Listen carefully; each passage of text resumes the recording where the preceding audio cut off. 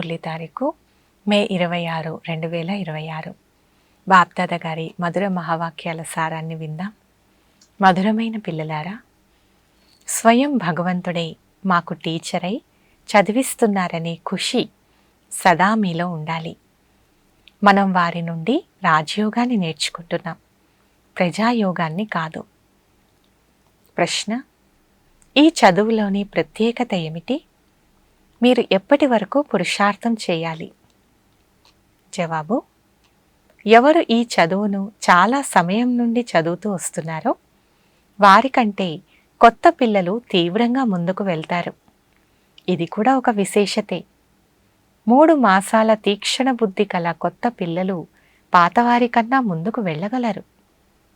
పూర్తి పాస్ అయ్యే వరకు, కర్మాతీత స్థితిని పొందే వరకు, అన్ని లెక్కాచారాలు సమాప్తి అయ్యే వరకు మీరు పురుషార్థం చేయవలసి ఉంటుంది. ధారణ కొరకు ముఖ్య సారం. మొదటి పాయింట్: ఈ వజ్రతుల్యమైన అమూల్యమైన జీవితాన్ని గవ్వల వెనుక పడి వ్యర్థం చేసుకోరాదు.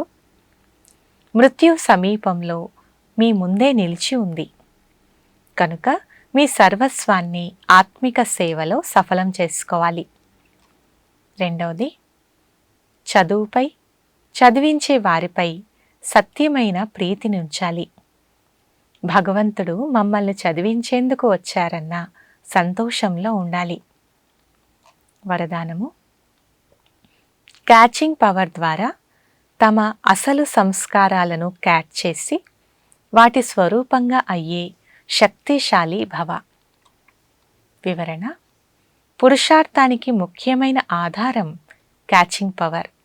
ఎలాగైతే విజ్ఞానవేత్తలు చాలా కాల క్రితపు శబ్దాన్ని గ్రహిస్తారో అలా సైలెన్స్ శక్తి గల మీరు మీ ఆది దైవీ సంస్కారాన్ని క్యాచ్ చేయండి. దీని కొరకు నేనే ఇలా ఉండేవాడిని, ఇప్పుడు మళ్ళీ అవుతున్నాను అనే స్మృతి సదా ఉండాలి. ఆ సంస్కారాలను ఎంతగా క్యాచ్ చేస్తారో అంతగా ఆ స్వరూపంగా అవుతారు. 5000 సంవత్సరాల విషయం ఇది నిన్నటి విషయమే అన్నంత స్పష్టంగా అనుభవం అవ్వాలి. మీ స్మృతిని ఇంత శ్రేష్టంగా స్పష్టంగా చేసుకుంటే అప్పుడు శక్తిశాలిగా అవుతారు.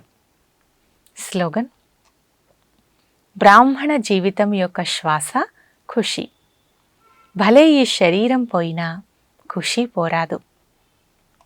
అవ్యక్త సూచన: సదా అచల్ అడోల్ ఏకరస స్థితిని అనుభవం చేయుటకు ఈ రోజుటి పాయింట్. ఒకే దెబ్బతో వ్యాపారం చేసేవారు ఒక్కరి వారిగా అయ్యే కారణంగా సదా ఏకరసంగా ఉంటారు. ఇకపోతే ఎవరైతే కొద్ది కొద్దిగా వ్యాపారం చేస్తారో, ఒకదానికి బదులుగా 2 నావలపై కాళ్ళు పెట్టేవారిగా ఉంటారో వారు సదా ఏదో ఒక చిక్కు యొక్క అలజడిలో ఉంటారు, ఏకరసంగా అవ్వరు. అందువలన వ్యాపారం చేయాలంటే సెకండ్లో చేయండి, మనస్సును ముక్కలు ముక్కలు చేయకండి. ఓం శాంతి.